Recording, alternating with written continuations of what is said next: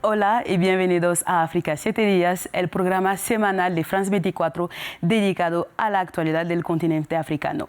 Mi nombre es Mariam Kone, hoy reemplazo a Amal Ben Othman. Estos son los titulares. Palestinos deportados a Libia. Este es el último plan ideado por la administración Trump y revelado por un medio de Estados Unidos. Al menos 1 millón de palestinos se verán cobijados por la medida inédita. En Burkina Faso, una serie de atentados yihadistas contra bases militares y civiles han dejado cientos de muertos. Analizamos la situación de seguridad en este país del Sahel, sumido en una espiral de violencia desde 2015, incluso después del golpe de Estado que llevó al poder a una junta militar. Al final del programa hablaremos de cine. El director de República Democrática del Congo, Dieudo Amadi, hace historia a convertirse en el primer congoleño que forma parte del prestigioso jurado de la Palma de Oro del 78 Festival de Cannes. Repasamos su carrera. Somalia, Egipto y Sudán son algunos de los países a los que Donald Trump ha considerado enviar a más de 1 millón de palestinos. Hasta ahora, todas estas propuestas han sido rechazadas por los países en cuestión, pero el 17 de mayo, una investigación de NBC News mencionó a Libia. El anuncio se produce cuando el país está sacudido por manifestaciones. Más detalles en este informe. Reubicar a los palestinos de Gaza en otro país, un proyecto que equivaldría a un crimen contra la humanidad, advierten las ONG. Sin embargo, la opción está siendo considerada seriamente por la nueva administración estadounidense, según lo reportó NBC News. Aunque la administración no lo ha confirmado ni negado, la idea de un traslado forzado de cientos de miles de palestinos ha sido una opción desde que Trump llegó a la Casa Blanca, como lo dijo su vocera en febrero pasado. El presidente piensa que sería mucho mejor y más majestuoso si estos palestinos pudieran ser trasladados a zonas más seguras. Tras Egipto, Jordania, Somalia y Somalilandia, la administración Trump dirige ahora su atención a Libia. Al parecer se ha ofrecido al país acoger hasta 1 millón de palestinos a cambio de levantar la congelación de varios miles de millones de dólares de fondos libios bloqueados por Estados Unidos desde 2011. De momento, Libia niega todo y prefiere centrarse en sus problemas internos.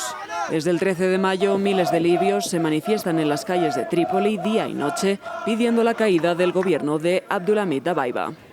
Con la ayuda de Dios, no abandonaremos la plaza y continuaremos la desobediencia civil hasta que caiga Dabaiba. Los manifestantes acusan al gobierno de mala gestión y corrupción. Algunos afirman que está en el origen de los recientes enfrentamientos violentos entre grupos armados que dejó al menos 8 muertos.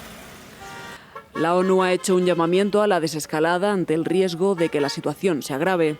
Desde 2011, a partir de la caída de Muammar Gaddafi, Libia está gobernada por 2 ejércitos paralelos. El de Dabaiba en el oeste y el otro en el este, afiliado al mariscal Khalifa Haftar.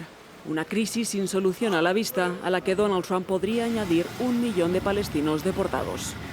Desde el 11 de mayo, Burkina Faso ha sufrido una serie de atentados yihadistas perpetrados por el grupo de apoyo al Islam y a los musulmanes, vinculado a Al-Qaeda. Por el momento, es difícil cifrar el número de víctimas mortales. Algunas fuentes hablan de cientos de muertos. Sin embargo, la junta en el poder, que ha prohibido a la prensa internacional y amordazado a la prensa nacional, apenas informa ya de los atentados y afirma controlar la situación.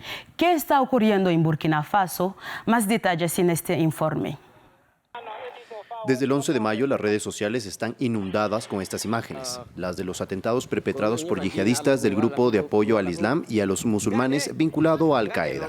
En pocos días se han producido nada menos que 5 atentados. El primero tuvo lugar en Djibouti, una de las ciudades más importantes del país. La junta militar del capitán Ibrahim Traoré, en el poder desde un golpe de Estado en septiembre de 2022, apenas se pronuncia sobre los atentados y culpa a la injerencia extranjera y ejerce cada vez más control e intimidaciones contra los periodistas.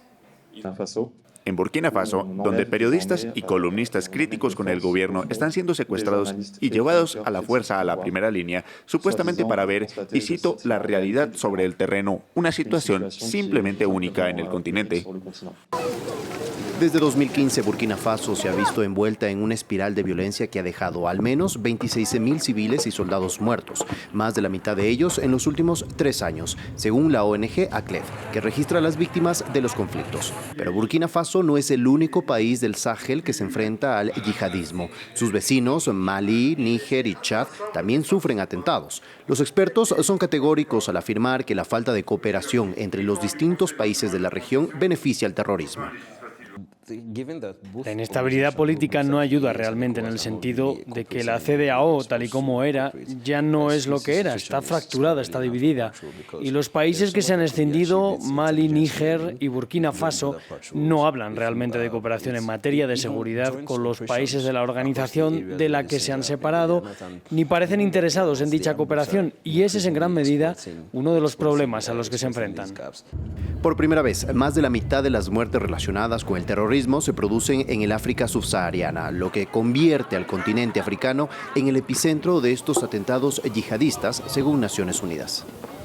Seguimos en Burkina Faso, donde se inauguró el 18 de mayo un mausoleo en homenaje a Thomas Sankara, importante figura del panafricanismo y antiguo presidente del país. Los primeros ministros de Senegal y Chad asistieron al evento. El mausoleo marca el inicio de un gran proyecto, el Memorial Thomas Sankara. El objetivo es mantener viva la llama de la revolución, en las palabras del jefe de Estado, el capitán Ibrahim Traoré, que reivindica regularmente el legado de Thomas Sankara como medio para movilizar a sus bases. Hablemos ahora de otros temas de la actualidad africana. En Mauritania, el expresidente Mohamed Abdel Aziz fue condenado a 15 años de cárcel por enriquecimiento ilícito durante sus 10 años al frente del país. Se trata de una condena sin precedentes que ha suscitado tanto apoyos como polémicas en el país. En República Democrática del Congo, más de 300 civiles fueron expulsados de Goma a Ruanda. El grupo armado M23, respaldado por Ruanda y que controla la ciudad desde enero, afirma que son ruandeses en situación irregular. La mayoría de ellos viven en Karenga, bastión de las FDLR, grupo armado que desea a la caída del régimen de Paul Kagame, el presidente de Ruanda.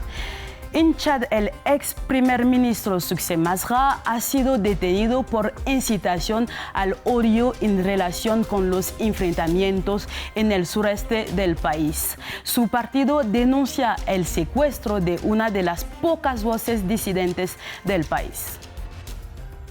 Ahora hablamos de cine. El director Diodo Hamady es uno de los 9 miembros del ciclo exclusivo de jurados de la 78 edición del Festival de Cannes. Una consagración para este cineasta que ha dedicado su obra a contar las heridas de su país, la República Democrática del Congo, en guerras desde hace más de 30 años. Veamos su retrato. ¡Acción! Es el primer cineasta congoleño en ser parte del prestigioso jurado de la Palma de Oro del Festival de Cannes. Sin embargo, a sus 41 años, Diodo Hamady nunca soñó con hacer cine. Ser médico, eso se sobreentiende, o abogado, o contable, y eso es lo que nos animaban a hacer nuestros padres. Y fue por casualidad, después de que mi padre me regalara un ordenador cuando era muy joven, que me interesé por la edición de video y a partir de ahí desarrollé el gusto por contar historias con imágenes. Y fue al formato documental al que recurrió el director para contar la historia de los sin voz en su país, la República Democrática del Congo, con precisión y sensibilidad. Como con su documental En Camino por los Millones, seleccionado oficialmente en 2020, donde hizo historia en el Festival de Cannes. una película punzante sobre la guerra de 6 días en Kisangani, durante la cual los ejércitos ruandés y ugandés se enfrentaron en el suelo congoleño, causando cientos de muertos y heridos. Un episodio trágico y a menudo olvidado de la historia congoleña contemporánea. La fuerza de los documentales de Diodo Hamani reside en sus historias emocionantes que describen la crueldad que sufre la sociedad congoleña sin caer en el miserabilismo, con personajes femeninos fuertes como en Mamán Colonel, que narra la vida cotidiana de una mujer policía encargada de proteger a los niños y luchar contra la violencia sexual. Diodo Hamani se ha impuesto como una de las principales voces del documental en el continente africano, con una innegable resonancia internacional. Entre las películas seleccionadas para el Festival de Cine de Cannes de este año, 6 son de directores africanos. También durante el Festival de Cannes, Nigeria, el país africano que produce más películas en el continente, ha hecho historia en esta edición 78 de Cannes con la selección de una película nigeriana por primera vez. Se trata de La sombra de mi padre, dirigida por Akinola Davies. Para cerrar, nos quedamos en Nigeria, donde se celebró el Festival Internacional Egungun para celebrar la cultura yoruba, cuyas prácticas culturales se ven cada vez más amenazadas por las influencias religiosas en este país, el más poblado del continente africano. Les dejo con estas magníficas imágenes del festival. Gracias por seguir esta edición de África 7 días. Siguen pendientes a France 24, ya que la actualidad africana continúa en nuestro canal, nuestras redes sociales y en france24.com.